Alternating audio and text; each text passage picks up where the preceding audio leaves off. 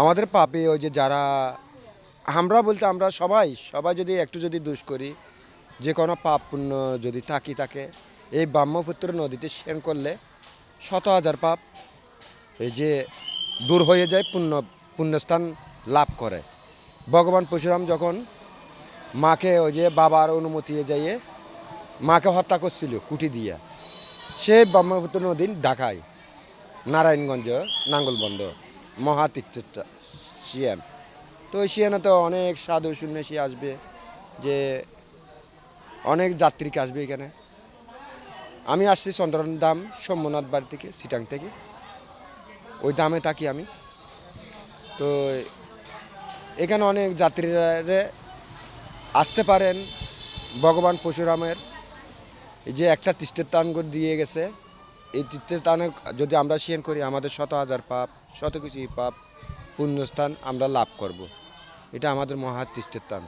অনেক ভালো লাগতেছে, পরিবর্তন অনেক মানে দিয়ে অনেক কিছু পাইতেছে। ওই যে এখানে ভগবান সবসময় পরশুরাম হাঁটা করতেছে, এখানে সবসময় আসা যাওয়া করতেছে। ওই যে ওর দর্শনও পাইলাম আসে। আবার এখানে মা হালি আছে, দুর্গা আছে, তাদেরকে দর্শন পাইলাম। আর সাধু সন্ন্যাসীর তো দর্শনও পেলাম। এখানে অনুভব অনেক শান্তি, শান্তি, এর থেকে শান্তি আর কিছু পাওয়া যায় না, যাকে বলা হয় শান্তি। এই মহাতীর্থ লাঙ্গলবন্দ যে স্নানটা হয় পুণ্যস্নান, এই পুণ্যস্নানের সকলের ভূমিকা থাকে আন্তরিক, এবং রাজনৈতিক দল বর্তমান সরকার বিএনপির তাদের একটা নির্দেশনা আছে যাতে এই হিন্দু পুণ্যার্থীরা সনাতনী ধর্মাবলম্বী যারা এখানে পুণ্যস্নানে আসেন, সারা বাংলাদেশ থেকে এবং ভারত থেকে আসে, নেপাল থেকে আসে, ভুটান থেকে আসে, তাদের নিরাপত্তা সহ এবং ব্যবস্থাপনা যতটুকু দরকার আগের তুলনায় অনেকটা উন্নত হয়েছে, এবং আগামীতে আরও উন্নত হবে এই প্রত্যাশাই আমাদের বর্তমান সরকারের কাছে। আমরা চাই এই নাঙ্গলবনটা আন্তর্জাতিক মানের একটা তীর্থস্থান হোক, রাস্তাগুলি বড় হোক, ঘাটের পরিমাণ আগে 12টা ছিল, এখন 24টা। আগামীতে আরও ঘাটের দরকার। আমরা চাই এটাকে শুধু ঘাট না, এটা 2 কিলোমিটার একটা গ্যালারির মতো, স্টেডিয়ামের মতো গ্যালারি করে দিলে তাইলে আর কোনো ঘাটের ফাংশন থাকবে না, সব জায়গা দিয়ে মানুষ নদীতে স্নান করতে পারবে। এর জন্য আমরা বর্তমান সরকারের কাছে আমাদের একটা জোর দাবি থাকবে।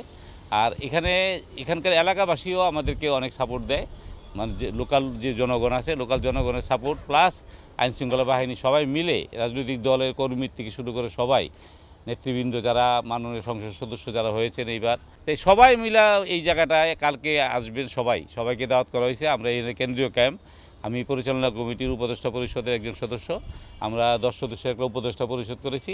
এই পরিষদের মাধ্যমে আমরা এখানে আলোকসজ্জা, জেনারেটর, স্যানিটেশন, খাবার জল সব ধরনের অ্যারেঞ্জমেন্ট এবং রান্নার খাবার, যেগুলি জেলা প্রশাসন থেকে আমাদেরকে 30 টন চাল দিয়েছে, সেগুলি আমরা যারা সেবা ক্যাম্প পরিচালনা করে, যারা রান্না করে খাবার খাওয়ায়, এই ক্যাম্পদেরকে আমরা এই 30 টন চাল বন্টন করে দিব।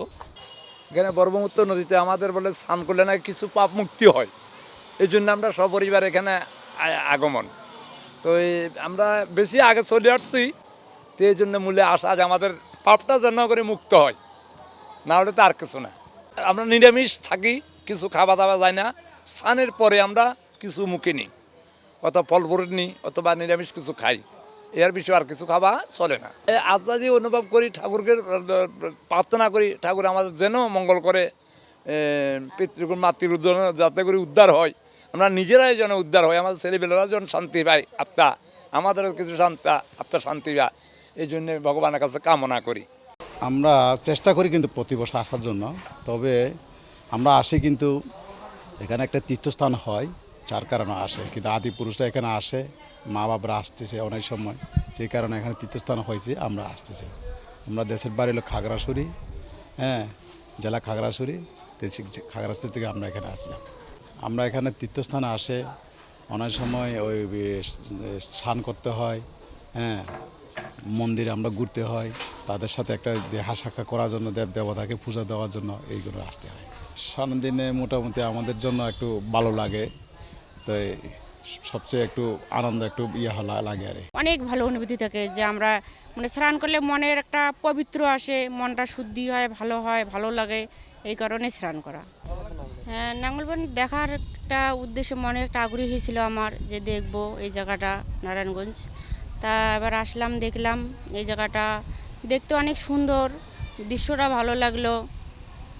আবার মনে করি ইচ্ছা ছিল একটা মনের মধ্যে, সেটা মনে করি ইচ্ছাটা পূরণ হলো। শ্রানের দিন আমরা পূজা পানি করি, যাদের মান্তি থাকে বা কবিতর মান্তি থাকে, পাটা মান্তি থাকে, তারা মান্তি দেয়, পাটা বলি দেয়, কবিতর উড়ি দেয়, দিয়ে স্নান টান করে পূজা পানি করে। মনের কামনা বাসনা থাকলে তা একটা মনে করো কামনা থাকলো যে আমার একটা পোলা অসুস্থ, কি একটা মনে করো বাবা মা অসুস্থ, জামাই কথাবার্তা শুনে না, তার প্রতি একটা করার জন্যে এই জায়গাটা আইসে মানসিক করে ঠাকুরের কাছে।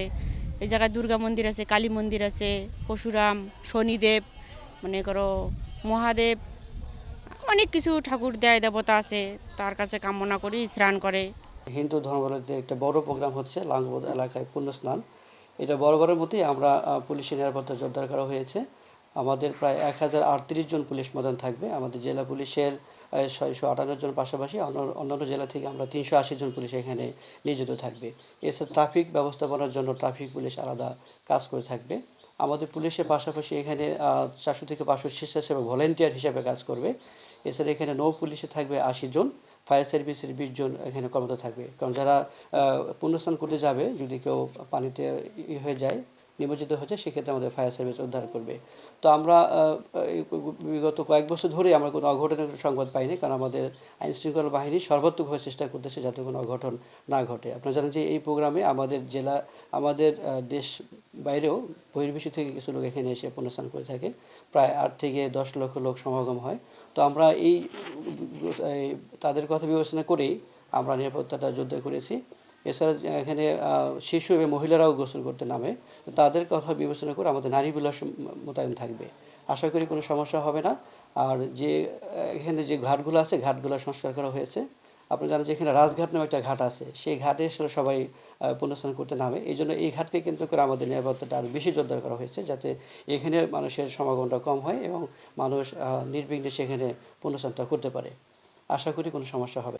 হ্যাঁ, এখানে একটা আমাদের সিভিল সার্ভিসের সার্জনের পক্ষ থেকে একটা মেডিকেল টিম থাকবে, যা যদি কেউ অসুস্থ হয়ে যায় সঙ্গে সঙ্গে আমরা তাৎক্ষণিক তাদেরকে হাসপাতালে নিয়ে যেতে পারবো।